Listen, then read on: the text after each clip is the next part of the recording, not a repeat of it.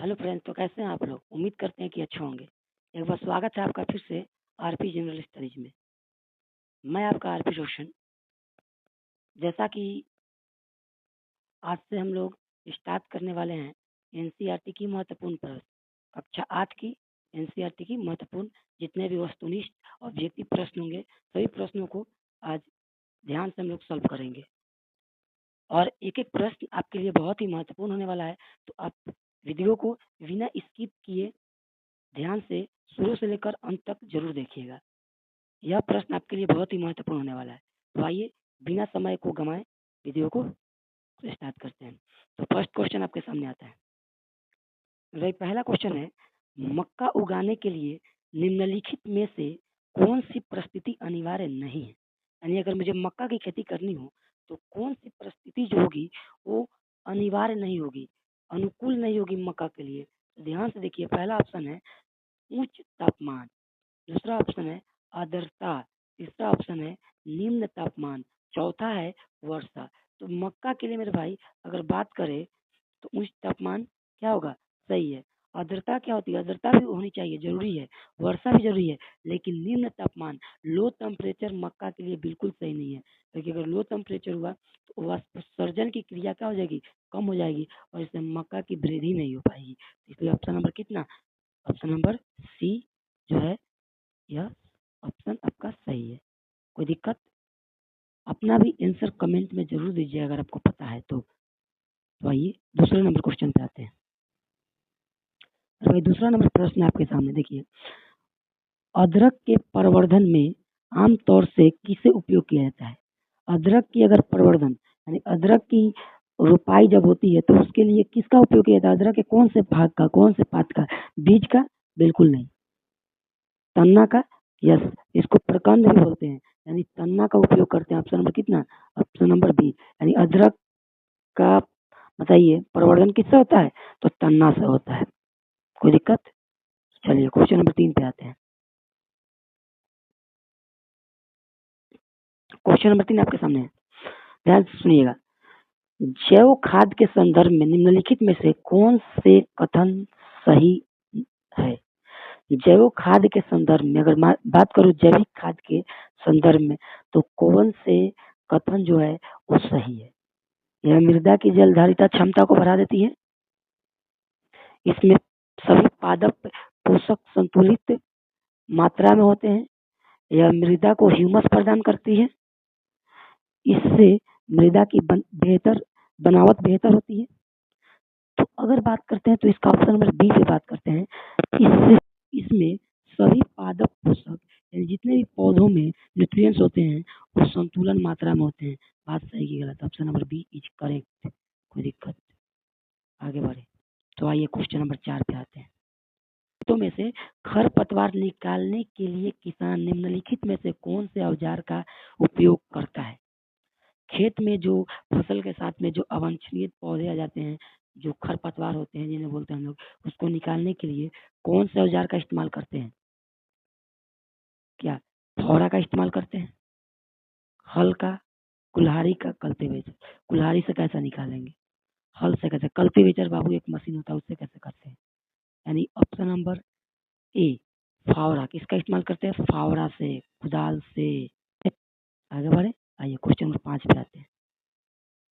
5 number question कहा गया मेरे भाई, उर्वरकों के संदर्भ में कौन से कथन, कौन सी बात सही नहीं है? उर्वरकों के संदर्भ में कौन सी बात सही नहीं है? उर्वरक के लिए यह उपज बढ़ा देती है, यह उपज बढ़ा देती है। बिल्कुल, अगर ज्यादा उर्वरक डालेंगे तो उपज बढ़ाता है। सही नहीं, यही पूछा है।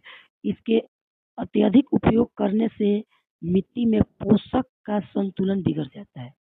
अगर ज्यादा उपयोग करेंगे तो क्या होगा? मिट्टी में पोषक का संतुलन बिगड़ जाएगा। ये भी परफेक्ट है, ये भी सही है। आमतौर से आमतौर से एक कम मात्रा में उपयोग किए जाते हैं। बिल्कुल, इसका उपयोग भी कम करना चाहिए, नहीं तो इसका प्रभाव सीधा हमारे कहाँ पड़ेगा? स्वास्थ्य पे पड़ेगा। डी नंबर, ये पर्यावरण हितैषी होते हैं। क्या पर्यावरण के हितैषी मतलब मित्र? क्या पर्यावरण के मित्र होते हैं? ज्यादा उर्वरक इस्तेमाल करने से हमारे पर्यावरण पे क्या होता है? दुष्प्रभाव पड़ता है। यानी ऑप्शन नंबर डी क्या हो जाएगा? इसका करेक्ट हो जाएगा। कोई दिक्कत? आगे बढ़े, आइए क्वेश्चन नंबर 6 पे आते हैं। भाई क्वेश्चन नंबर 6 को ध्यान से देखिएगा। क्वेश्चन नंबर 6 है, फसल पर खरपतवारों के दुष्प्रभावों के बारे में नीचे कुछ कथन दिए गए हैं। अच्छा, फसल पर जो खरपतवारों का दुष्प्रभाव पड़ता है, इफेक्ट पड़ता है, साइड इफेक्ट पड़ता है, उसका कुछ स्टेटमेंट दिया गया है, उसको ध्यान से पढ़ते हैं। फिर उसका नीचे देखिए यहाँ पे लिखा गया है, कथनों के सही समुच्चय को चुनिए।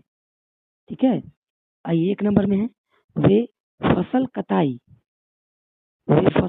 कटाई शस्य कर्तन में व्यवधान डालते हैं, मतलब कि फसलों को काटने में बाधा डालते हैं। बिल्कुल बात सही है, 2 नंबर।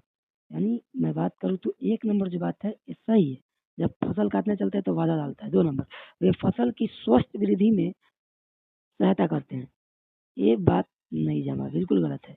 क्या फसल को खुद बढ़ जाएंगे, फसल को नहीं बढ़ने देंगे खरपतवार, तो कैसे हो सकता है? स्वस्थ वृद्धि कैसे करने देगा?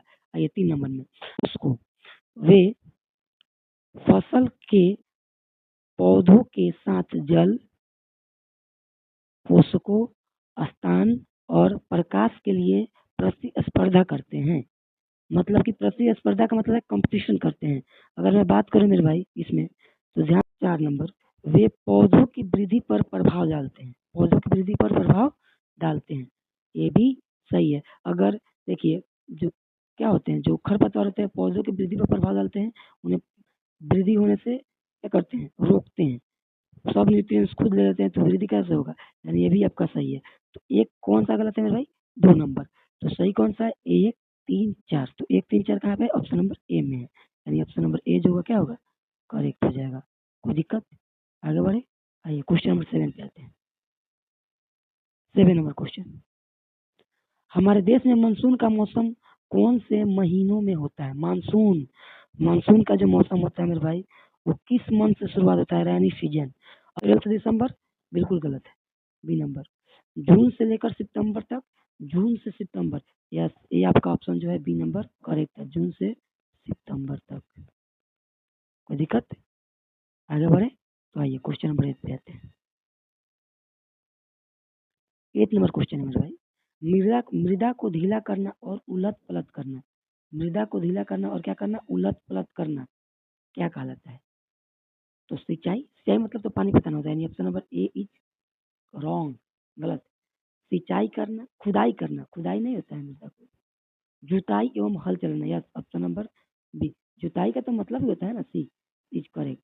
जुताई का तो मतलब होता है ना उलट पलट करना और क्या करना? मिट्टी को ढीला करना, फिर जुताई की जाती है। कोई दिक्कत? आगे बढ़े, तो क्वेश्चन भाई 9 पे आते हैं। 9 नंबर क्वेश्चन है भाई, सिंचाई के उस तरीके को क्या कहा जाता है? सिंचाई के उस तरीके को क्या कहा जाता है? सिंचाई मतलब है खेतों में पौधों को पानी डालना। तो सिंचाई के उस तरीके को क्या कहा जाता है जिसमें पानी को पौधों की, यहाँ पे ध्यान समझिएगा, पानी को पौधों की जड़ों के समीप बूंद बूंद करके डाला जाता है? घिरनी विधि, बिल्कुल नहीं, घिरनी विधि नहीं। ड्रिप विधि, yes, option number B, drip विधि, इसी को बोलते हैं ड्रिप इरिगेशन। कोई दिक्कत? आगे बढ़े, चलिए तो आगे आते हैं। क्वेश्चन नंबर 10 पे आते हैं। क्वेश्चन नंबर 10 पे आते हैं। धान की फसल है, तो धान की फसल कैसी होती है?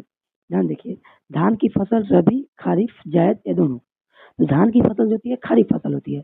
खरीफ फसल वो होता है जो बरसात ऋतु में लगभग हमारे इसमें से गर्मी के सीजन में बोआता है, और क्या होता है ठंड के जो सीजन में कट जाता है।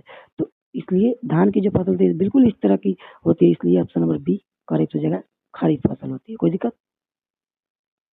तो आइए क्वेश्चन नंबर 11 पे आते हैं। भाई 11 नंबर क्वेश्चन ध्यान से समझिएगा। 11 नंबर क्वेश्चन है, चना की फसल है, तो चना की फसल रबी फसल होती है, ठीक है। एक गर्मी ग्रीष्म ऋतु में क्या होती है? इसकी कटाई होती है। Option number B is correct. कोई दिक्कत? आगे बढ़े, तो आइए क्वेश्चन नंबर 12 पे आते हैं। 12 नंबर क्वेश्चन ध्यान से देखिएगा, उर्वरक है, उर्वरक क्या है?